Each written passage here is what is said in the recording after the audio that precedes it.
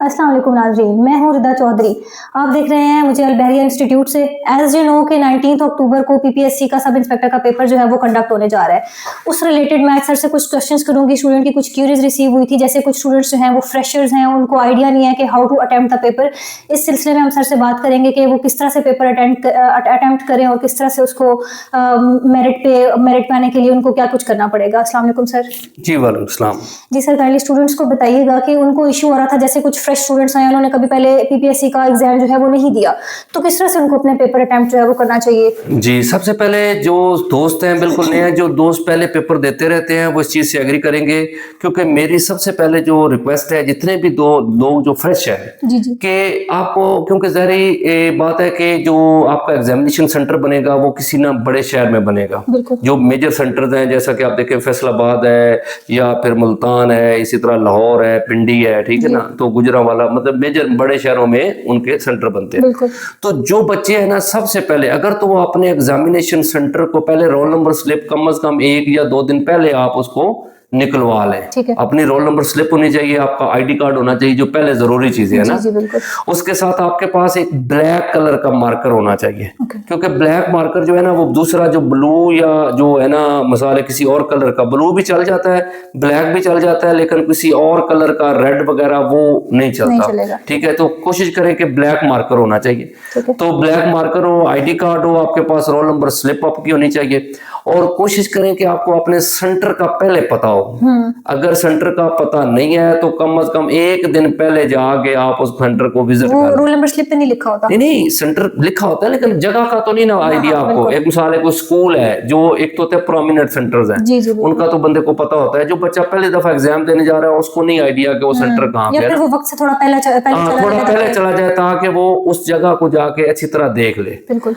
और फिर जब पेपर वाले दिन है तो कोशिश करें कि फिर भी टाइम से थोड़ा सा पहले जाएं, क्योंकि वजह ये होती है कि जब आप सेंटर पे जाते हैं फिर अपना नंबर, रोल नंबर ढूंढते हुए आपको टाइम लग जाता है। तो बंदा ना प्रेशर में आ जाता है, नया बंदा जल्दी प्रेशर में आ जाता है कि यार मेरी सीट नहीं मिल रही, मुझे अपना रूम नहीं मिल रहा। तो उस टाइम अगर थोड़ा टाइम होगा तो वो हाइपर हो जाएगा, वो टेंशन में चला जाएगा, ठीक है ना जी।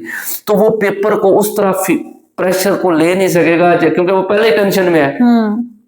अगर टाइम पे चला जाएगा, अपने सीट नंबर, अपना रूम नंबर उसे पता होगा, सुकून से फ्रेश 10-15 मिनट पहले बैठ गया जाके सीट पे, अब उसे पेपर रिसीव हुआ है तो उसका हक पता है क्या बनता है, सबसे पहले वो सुकून से पेपर को पढ़े। अगर 10-15 मिनट भी उसके इस काम पे लग जाते हैं ना तो कोई प्रॉब्लम। कोई बच्चे कहते हैं जी कि 90 मिनट टाइम है, तो अगर 10 मिनट या 15 मिनट हमने जाया कर दिए तो फिर हमारा क्या बनेगा। लेकिन मेरा ये मानना है कि अगर आपको पेपर आता होगा ना तो 10 मिनट में आप 100 सवाल हल कर सकते हैं, ठीक है ना। एमसीक्यू तो आपने सिर्फ टिक ही करना है ना, जिन्हें उसको दायरे को फिल करना है। तो अगर आप पेपर को पढ़ते नहीं है तो आप अटेम्प्ट करते हैं, तो पहले आप देखिएगा, पहले जब पेपर स्टार्ट होता है तो पहले 10-15 सवाल जानबूझ के ना मुश्किल आते हैं, ठीक है ना। तो बंदा अगर शुरू में देखे तो वो जी मुश्किल आ गया, वो तो कहता है जी ये तो पेपर ही मेरे से तो निकल गया जी, तो वो फिर हाइपर हो जाता है और वो जानबूझ के गलतियां करता है। यानी कभी कभी ऐसा होता है कि आपने सवाल नंबर 21 अटेम्प्ट करना है, आप पढ़ 21 ही रहे हैं, अटेम्प्ट करते हुए 22 वाली ऑप्शन पे कर जाते हैं, उससे ये गलती हो जाती है। तो कभी कभी ये भी होता है कि आपको 10 नंबर पे जो सवाल था ना वो आपको बिल्कुल समझ नहीं आ रहा, लेकिन अगर आप उसको रीड करते हैं ना तो फिर आप 40 नंबर पे जाके एक और सवाल रीड करते हैं, तो 40 नंबर और 10 नंबर वाले में हो सकता है रिजेम्बलेंस हो, तो वो 10-40 वाला अगर समझ आया तो 10 वाला भी समझ आ जाए। तो रीडिंग जो है ना, रीडिंग में ये भी फायदा होता है कि एक दफा आप सारे को पढ़ते हैं ना तो आपको आइडिया हो जाता है कि इस पूरे पेपर में 100 नंबर में से मुझे एग्जैक्ट कितने आते हैं, 100% जो श्योर है। उसके साथ फिर आप पहले आप सुकून हो जाएंगे। अगर आप देखें ना आप 60+ पे चले जाते हैं तो आपको लगता है कि मेरी गेम ऑन है, मुझे मैं मतलब फील्ड में हूं ना जी, तो फिर आप गलतियां कम करने के चांस है। लेकिन अगर आप पहले ही 8-10 गलतियां जो आपको सही आते थे वो आपने गलत कर चुके हैं, फिर आप गेम से आउट हो गए। तो पहला तो ये काम है कि पेपर को आपने क्या करना है, पढ़ना है। और दूसरी चीज है, जब आप एक दफा पढ़ लें तो एग्जैक्ट जो है आपने जो 100% श्योर है वो आपने लगाने हैं, क्योंकि इसमें है नेगेटिव मार्किंग। अगर आप गलतियां करेंगे तो नेगेटिव मार्किंग से आपके नंबर से जो सही है वो भी कट जाएंगे, क्योंकि अगर आपकी 4 गलतियां हो गई तो आपका एक सही नंबर भी कट जाना है। समझ आ गई ना। इस वजह से आपने ये याद रखिएगा कि 4 गलतियां करने की बना पे एक आपका सही कट जाएगा। तो कोशिश करें कि गलती से बचें। जो सवाल आप देखें ना आपको बिल्कुल 100% आते हैं उनको टिक करें।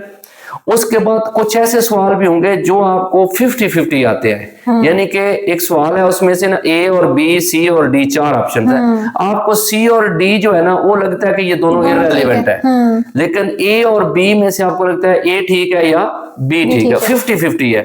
वहां पे फिर 50 पे आपको क्या करना है जी, अटेम्प्ट लेनी है, रिस्क लेना है। 50-50 है ना, ठीक भी हो सकता है, गलत भी हो सकता है, लेकिन वहां पे आपको लेना पड़ेगी अटेम्प्ट। और अगर आप देखें 80+ पे आप चले जाते हैं और 10-12 नंबर आपके ऐसे हैं जो आपको कोई पता ही नहीं है कि कहां से आए हैं, तो फिर वो आपको छोड़ देने हैं। क्योंकि अगर आप वो भी करते हैं और वो भी 10-15 गलत हो जाते हैं और जो 50 में से लिए है उसमें से भी ज्यादा शेयर गलत हो जाता है, तो फिर आपका जो मेरिट बना हुआ था ना वो डाउन हो सकता है। तो ये एहतियाती तदाबीर है। ठीक है। और सर इसके अलावा मेरिट पे आने के लिए बच्चों को कितना स्कोर जो है आपको लगता चाहिए होगा? आपको मेरा जो अपना आइडिया है, रफ आइडिया भी, क्योंकि पेपर तो हुआ नहीं है जी।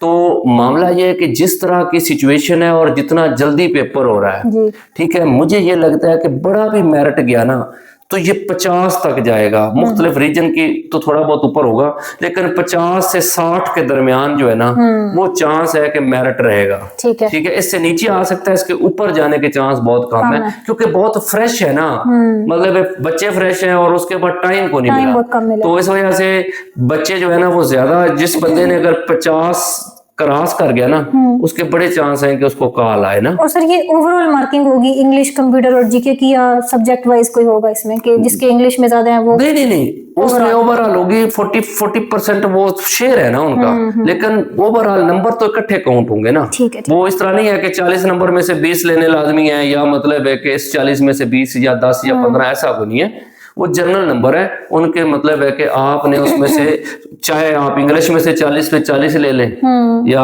उस दूसरे से ले लें, मतलब ओवरऑल आपने मेरिट की तरफ जाना है। इसके अलावा सर कुछ सजेशन जो आप बच्चों को देना चाहेंगे? यही है कि फोकस करके जो है कि कंप्यूटर वाले पोर्शन को और इंग्लिश वाले पोर्शन को तो पढ़े ही पढ़े, साथ करंट अफेयर वगैरह की चीजें जो है ना वो थोड़ी देख लें, क्योंकि ये 4-5 सवाल करंट अफेयर के आने ही आने, तो वो आपको, क्योंकि जिस बच्चे ने ओवरऑल जीके का पहले थोड़ा बहुत पढ़ा हुआ है उसको अब ज्यादा जीके पे फोकस नहीं करना चाहिए, उसे कंप्यूटर और इंग्लिश पे करना चाहिए, ताकि इनमें से अच्छे मार्क्स आएंगे तो वो 20 में से जिसकी कुछ तैयारी है ना वो 10-12 नंबर ले जाएगा। तो करंट अफेयर को थोड़ा सा बेहतर कर पाक MCQ साइट है, या और आपके पास कोई साइट्स हैं या मैगजीन वगैरह या अखबार वगैरह, जिस तरह भी आप करते हैं, तो उसको जितना ज्यादा है उसको प्रिसाइज करके तो अटेम्प्ट करें। अल्लाह ताला आपका हामी और नासर हो जी।